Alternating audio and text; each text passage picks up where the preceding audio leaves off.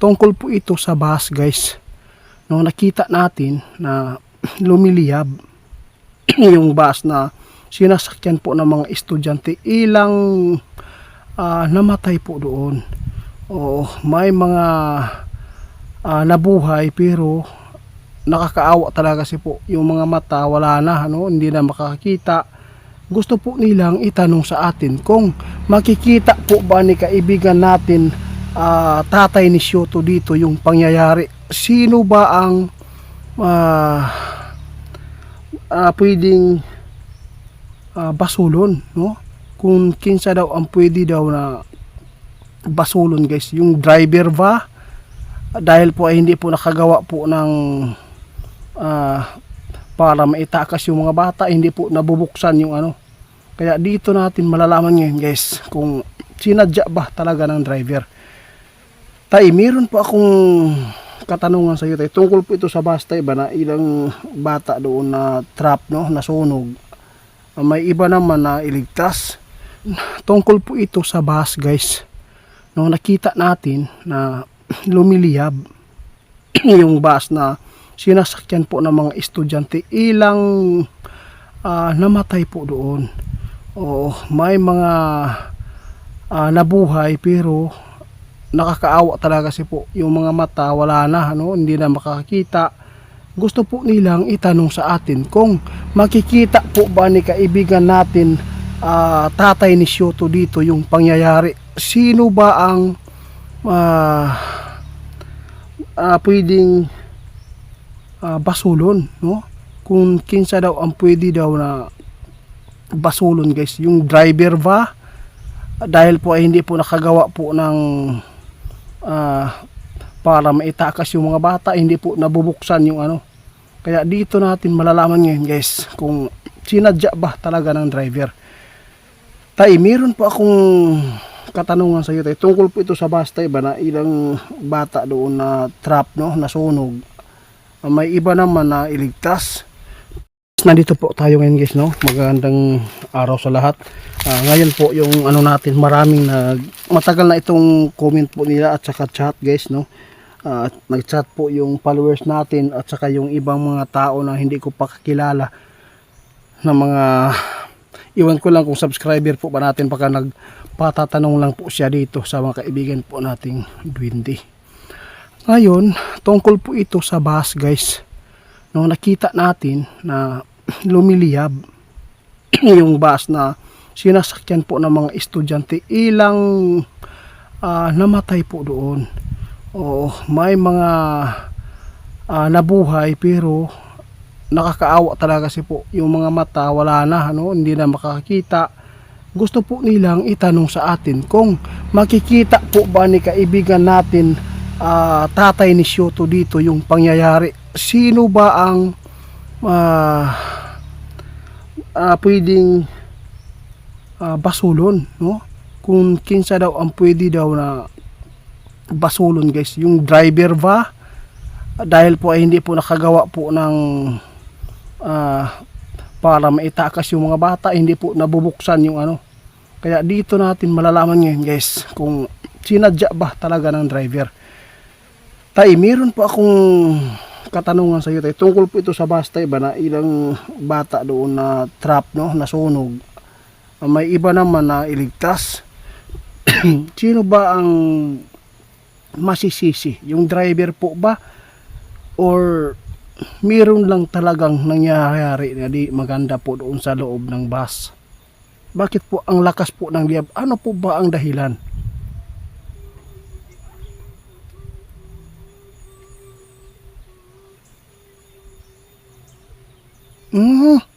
Tama guys. Sabi po ni tatay ni Shoto guys, no?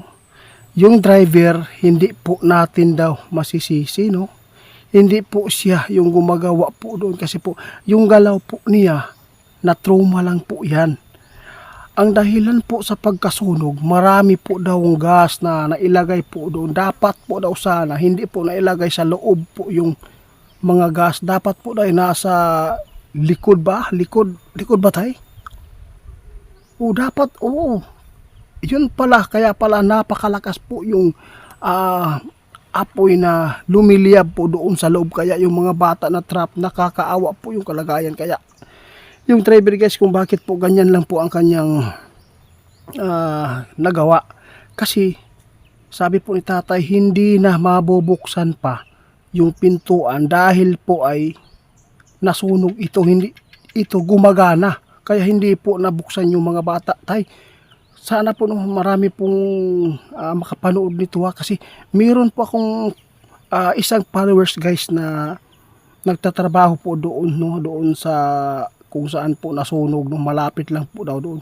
Kasi sinisisi po talaga yung driver dahil po sa kapabayaan, kaya nais po niyang ma-share po ito at malaman kung sinong gumawa. Baka po daw ang naggawa yung matanda dahil po ay parang okay lang sa kanya, no. Marami pong nagsasabi na dapat yung buhay po ng driver na yan ay kukunin. Hindi po, kasi po na-trauma yun, kaya iba talaga yung galaw. Hindi naman yung mangyayari talaga kung wala pong, ang kapabayaan lang po daw dito yung gas ba na nilagay po doon sa loob. Mayroon pala gas doon sa loob, tay. Di dapat sana yung mga gas nasa ilalim lang, di ba? Patulad po ng mga Hilux pa, o yung mga sasakyan na safety po yung mga ganyan.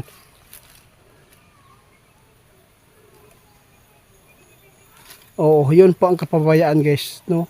Hindi po totally natin masisisi kasi yung matanda, yung lumabas po siya doon, pero pinilit po daw niya mabuksan po yung pintuan, ngunit hindi po mabuksan dahil po ay nag-umpisa na po yung apoy. Kaya sana po, no, na ma-share po nyo ito para po ay kung sino man yung mga makapanood na mga magulang na yung mga anak po nila ay nawala sa kanilang pamilya, para po ay matanggap po nila yung ano, kasi sakit yung kayo tayo hunahon kasi po inaalagaan, no, pinaaral yung mga anak para po ay successful sa hinaharap. Kaya lang nang nangyari trahedya, kasi sabi po ng sa atin din, nag-chat na iwan ko taga saan po ba yan, yung Thailand man yata yun, yung sa atin, nag-chat sa atin guys, kasi doon po siya nagtrabaho. Meron po siyang nakuha ng mga istorya doon na sinisi talaga yung driver, kaya gusto po niyang maipaabot. Baka po maipaabot din po niya, kasi marami namang mga Pilipino doon sa Thailand na pwedeng mag-translate kung anong ipinapaabot ng kaibigan po natin 20. Kaya maraming salamat tayo sa ipinapaabot ninyo. Ano pong mga ipaabot po inyo sa mga driver, sa mga sasakyan at saka mga magulang? Ano po ang maganda po dito na gawin tayo para hindi po tayo matulad po sa nangyari po doon sa Thailand ng mga estudyante? Marami pong mga ano pong mo dito may paabot para maingatan yung mga bata.